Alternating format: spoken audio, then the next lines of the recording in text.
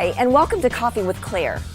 Can you be the catalyst for change in your organization? And what I mean by that is, if you're in a place where you're not exactly happy, but you want to make it better, what can you do as an individual to make it better for the whole group? For example, could you have a dance party at 3 o'clock in the afternoon on a Friday afternoon? Just maybe turn up the radio a little bit and have one little song that you dance to in your cubes, and then everyone leaves. And then 2 more hours later, you're done with work. Or can you have a team meeting event where everybody has a chili cook-off in the afternoon at lunchtime or something like that, where each division gets to do something that is competitive, brings the team together, and also competes against the people that are also in your building. Those little things can mean a great deal to everyone around you. So my challenge for you today is to think about how you as an individual can be the catalyst for change in your organization. Let us know how it goes on Facebook at Coffee with Claire, and I look forward to hearing from you. So as you know, every week we invite entrepreneurs, people who give back to the community, and people who love to have fun. And so today, I invite you to welcome Brian Dobbs. Brian is the owner of Relevate. He is a professional speaker, and he is a business coach. So welcome, Brian.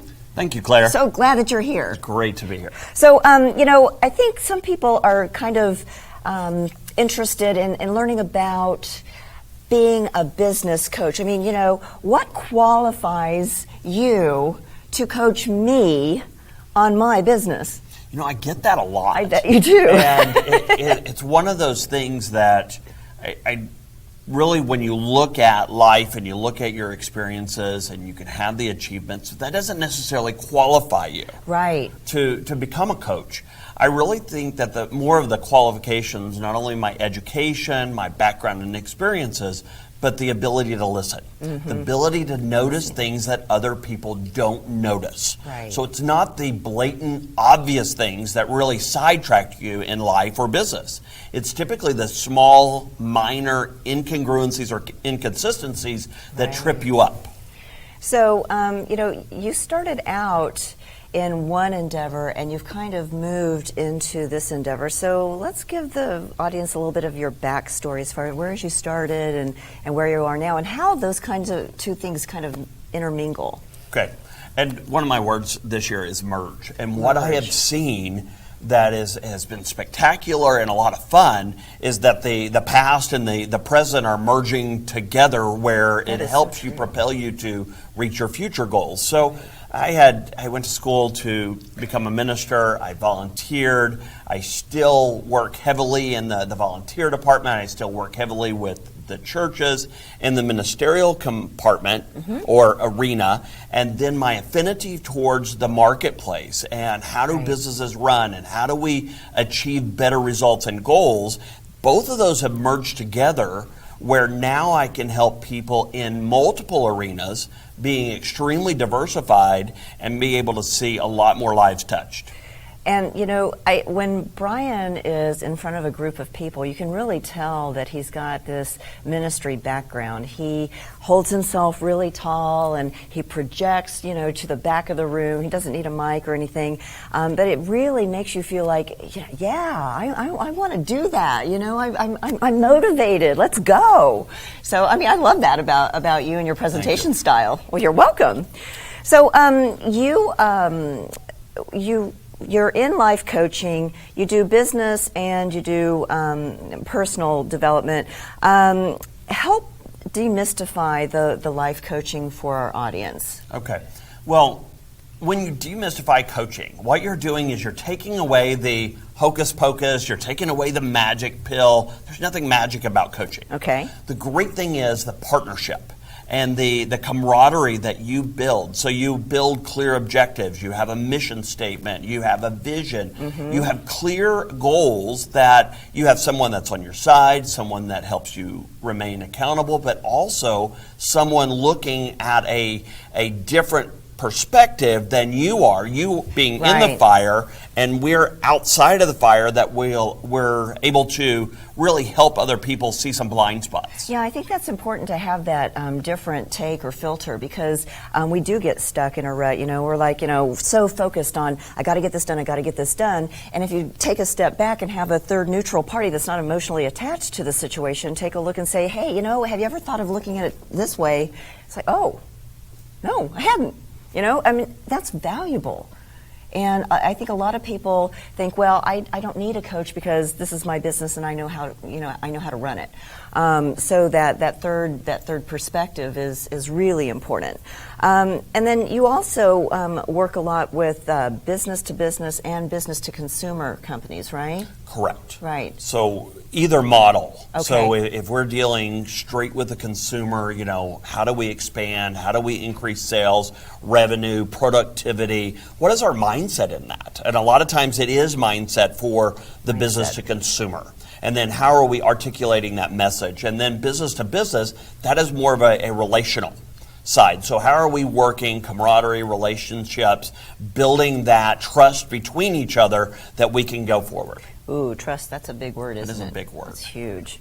Well, I know that you found 3 resonating factors that you work with your clientele. So can you explain to the audience what those 3 are? Sure. My clientele throughout all the years of speaking and all the years of coaching, what I have found is the performance factor. And Performance factor. Yeah, this okay. performance factor. Basically, we go over mindset as it relates to your approach. We go over mechanics as it relates to your activities. Should I or should I not be doing that stuff? And then mastery as it relates to achievements or accomplishments. My performance group really likes hope. They like order. They like peace in their life. And those are really important components to living a happy, productive, healthy life. And then I have my second factor is the achiever factor. Okay. So you're high achiever. Now, Thank you. Oh, no, you're not talking about me in particular. Well, absolutely. That's why I'm sitting here with you. So as a high achiever, you want to increase your numbers. You've plateaued, Absolutely. You're stagnated. What else is out there? And you have this constant itch inside. I've got to get better. I've got to improve. I've got to make more. I've got to do more. For the next thing. And you just keep on going. Well, I work with those. Then you have your influencer factor. Okay. This is a great one. This is one of my heart chords. Because when you talk about passion and you talk about how I hold my shoulders back and my head up and my voice, I really don't need a microphone. You don't. And my whole family has told me I don't need a microphone. So my kids will be able to find. Ask about the context. No, we aren't going to do that. But my whole family, they know when I'm saying something because it just has this large resounding effect, so to speak, was what I've heard. So in this influencer factor, what happens is somebody has a message. They have this passion. They've had it for years. Yeah. They don't know how to articulate it. They don't really know how to bring it out. They're not able to communicate on that. Yeah, you can ask them questions. They're going to fuddle around with it. Yeah. But when you help them create that message, you build the platform, you identify their audience, and you help them get that message out, then it becomes fulfilling and satisfying, and they're like, oh, they breathe deeper. It's nice. Well, it's like you're putting all the pieces of the puzzle together because they've got this great idea, but maybe they don't know how to tell people in a small amount of words. It's like they just kind of like, this is everything I do, and you help them get a little bit more clear and concise with their messaging so people can get it, like what they call the elevator pitch, where in 30 seconds you can tell somebody exactly what you do and they walk off the elevator and they're like, I want to hire that guy. Yeah. You're turning your passion into reality. Yeah. And who doesn't want that? No, that was what's driven me from teenage years all the way to this point here. So is coaching your passion, Brian? It is my calling. It is your calling. Oh my gosh. Hello, it's Brian. This is what I do. I love doing it. I like the passion. I like the energy involved, and I'll do this as long as I live. So awesome. Well, let's hope that's a long time because the world needs you. I'm looking forward to that long life.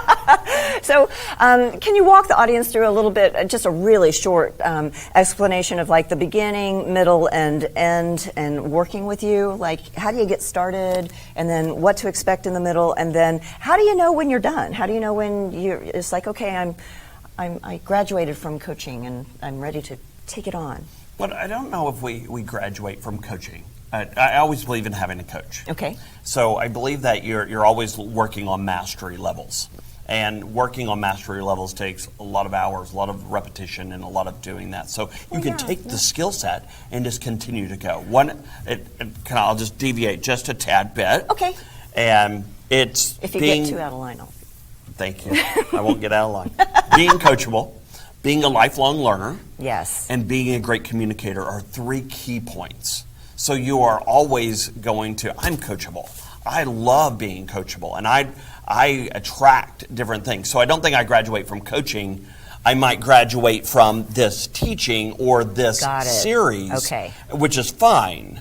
And we need to graduate that way, but we never graduate from being lifelong learners, great communicators, and being coachable, because that keeps us lively forever. Yeah, well, if you think about the professional athletes, they always have a coach. Tiger Woods has got a coach, and the coach can just see that little bitty tweak, in his hands that he needs to make to make it better. Or Dirk Nowitzki's got, lots of people helping him, just tweak his shot just a little bit. So, and he makes millions of dollars doing what he does. So, correct. But he's coachable. So, well, I know that you brought an illustration for us, for the audience to have a little takeaway. So, why don't we show them what you brought? Yeah, absolutely. Okay. Claire, this is what we do, just a small illustration that we can work with our clients. So, what we have here is you typically have this door or gate or window that comes in. Let's just deal with the ears, how you hear things. Once you hear things, then we're automatically going to expect, or hopefully we're expecting, results. The problem is this word doesn't always equal these results. So how do I get better results? Let me show you. One of the things that I've done in coaching, and I've done all my life, is try to figure out what the diagram is to the lesson I'm learning.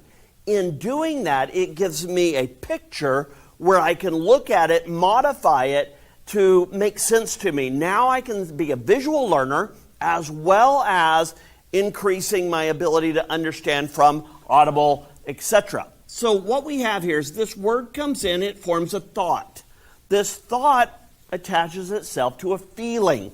This feeling leads to an action.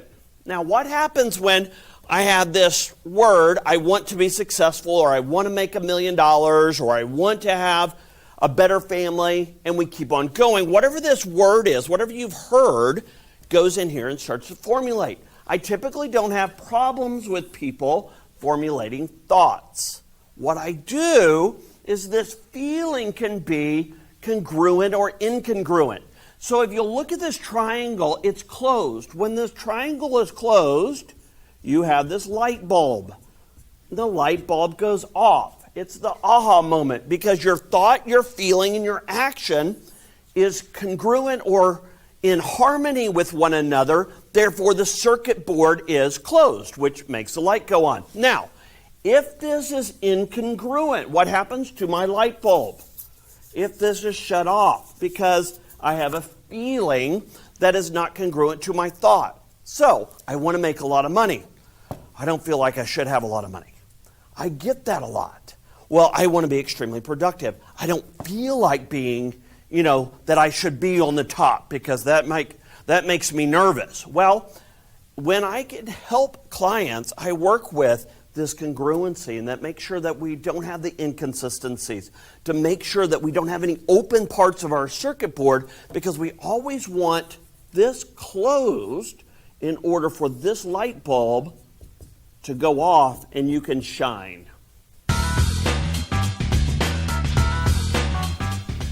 So today in our improv demonstration, we are going to play the alphabet game. And the way the alphabet game is played is we're going to get the name of a story that's never been told before, and then each one of us will have a line in the story that we're creating together, and each one of the lines has to start with the next letter of the alphabet. All right? So we need a suggestion for a story that's never been told before from our audience members.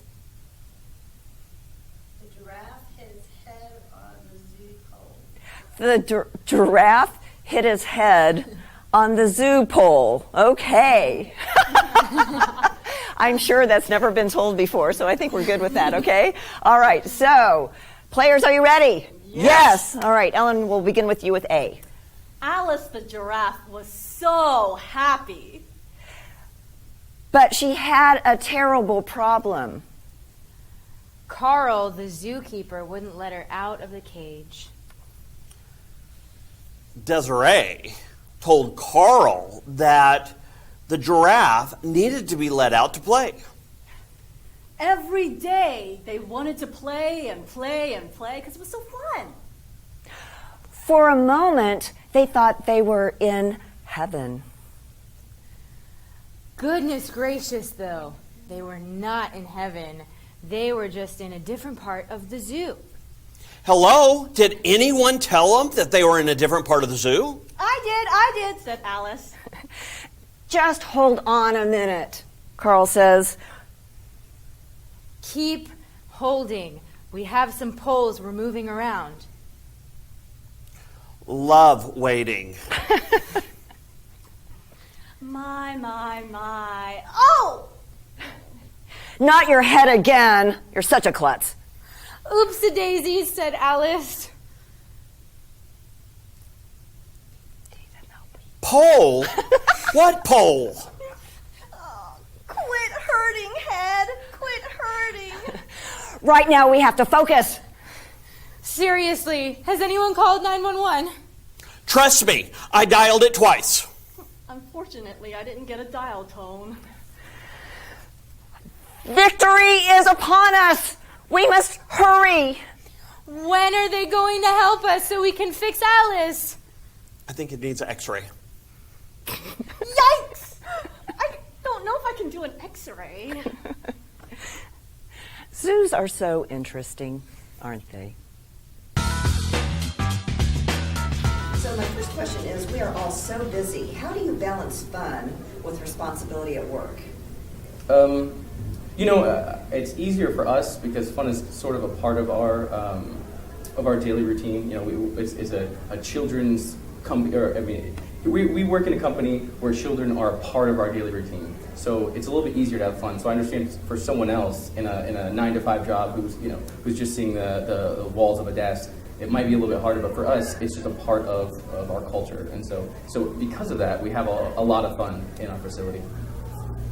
So what are some of the fun aspects about growing your business?